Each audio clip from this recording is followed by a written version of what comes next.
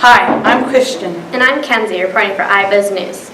Did you hear about the new International Academic Magnet Program? No, tell me about it. Well, they're creating a new STEM program. Really? That's cool. Why don't we go to Noah Overcash for more information?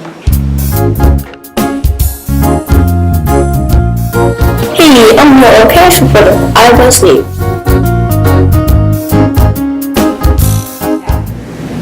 The International Academic Magnet here at Irving Middle School is about giving our students an opportunity to think outside of IRMO and what life looks like in IRMO. So we know that by the time middle school students are competing for jobs, they're not just going to be competing with kids from Dutch Fork or Chapin Middle.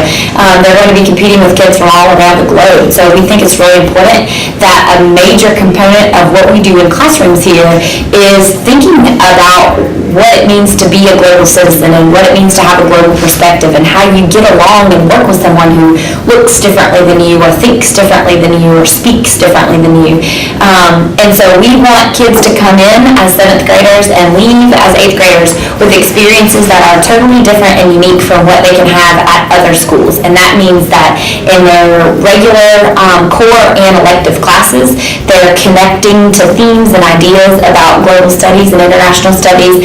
And then as a school, we're participating in school-wide events that give kids different perspectives from what they would normally have at a traditional middle school.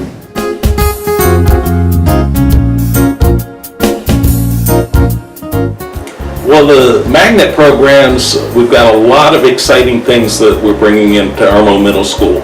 As you know, we're new international academic magnets, so a lot of our programs are bringing in international themes. Plus, we have a lot of new equipment. We're putting in a new dance studio to explore international dance forms.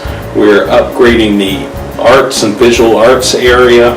We'll be upgrading the choral area. There's a new science, technology, engineering, and math lab going in, and a new algebra lab going in. We are looking at setting up some programs with exchange students. We won't actually have exchange students here, but there are exchange students who are coming to the high school and coming to other schools in the area, and we're looking at opportunities for them to come over and share their culture with kids who are here. And we're also looking at doing international collaborations with schools in other countries where you and other students will be able to communicate and work with students in South America, in China, around the world, in Egypt. We're looking at setting those collaborations up too.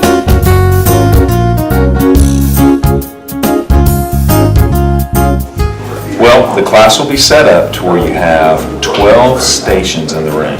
And at each one of these stations, there's a computer, and 2 students will be working together at each computer, so we'll have 24 students total in the class.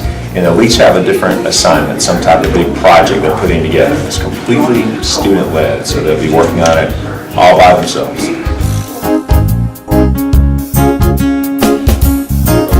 But it will have a lot of computer-based education materials, so students can work at their own pace, work on the areas where they need extra help. Wow, that was awesome. I agree. I think I might join that algebra lab. Really? I think I'll do the STEM class. Everyone has been very creative this month. I have seen a lot of creative things at this school. The dance class has their performance, and the art is very inspiring and creative this month. My name is Mackenzie Hoffman, and I am reporting for Ibuzz News. Let's take a look at the creative side of Irmo.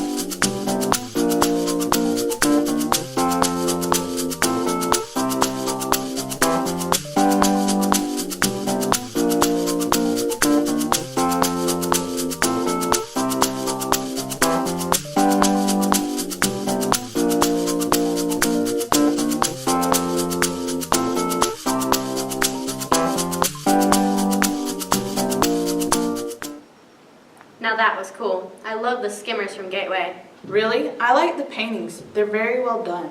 I've seen them in the hallways. Speaking of hallways, that is the #1 place for bullying at school. I've seen some bullying in the hallways and at the recess field. Why don't we go to Ariana for more information?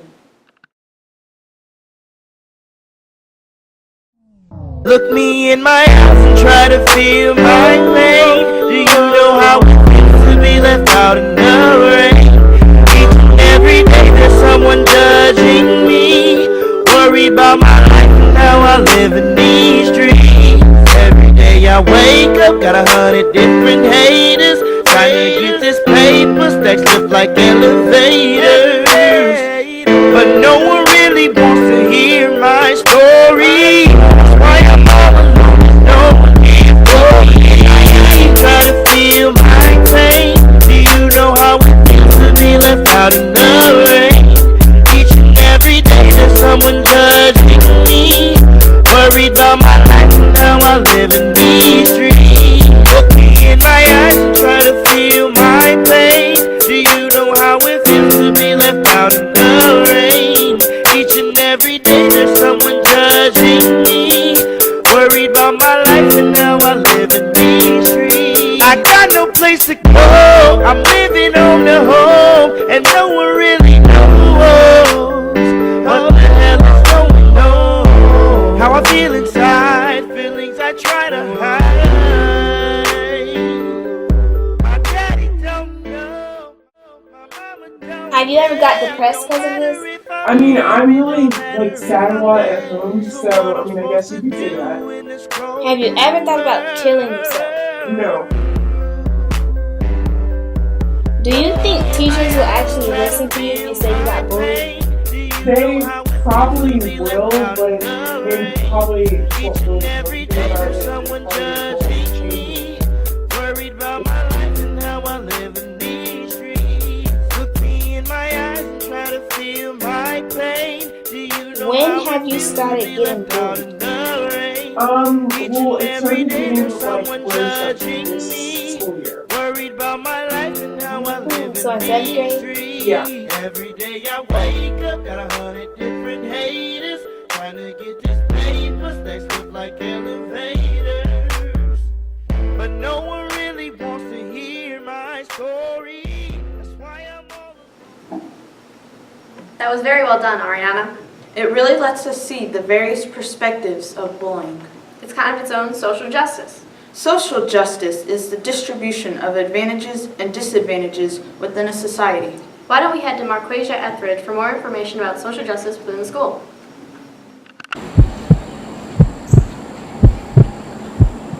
Let's check out a form of social justice.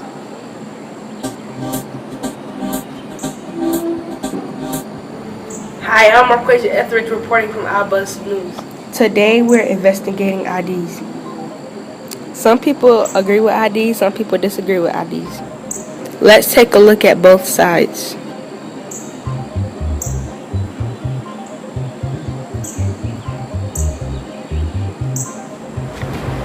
My name is Elias Brown, and I do agree with having IDs because I think that it is a safety issue if we do not.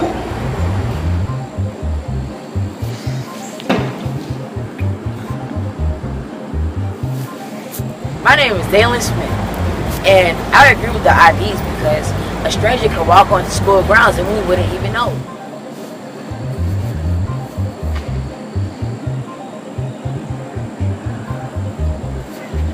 I don't like IDs because I lose them too quickly.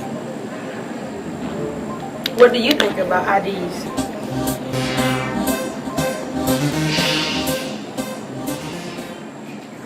And now back to the Ibuzz studio. Looks like everyone has a different side of the story for IDs. Well, in social justice, you always have different perspectives. You know, I like how people can stay connected. How do you stay connected? I text, call, sometimes email. Hyperconnectivity and technology is exactly that. Hyper kind of what? Exactly. Let's head to Jasmine to find out more information on hyperconnectivity. Here at Irma Middle School, we have a no cell phone policy. Besides, what's the point of kids taking all these selfies? constantly blasting music, and surfing the internet. But what do people at the school think about our policy? I think the cell phone policy has been good for students. I think it has led to more focus in classes, and I think it's led to less distractions in class and outside of class. The cell phone policy, it had good intentions, but I don't think everyone should have to suffer because a few people made a few mistakes. It's working, but I know people want their phones back. I want my phone back. I don't think it doesn't make sense to me.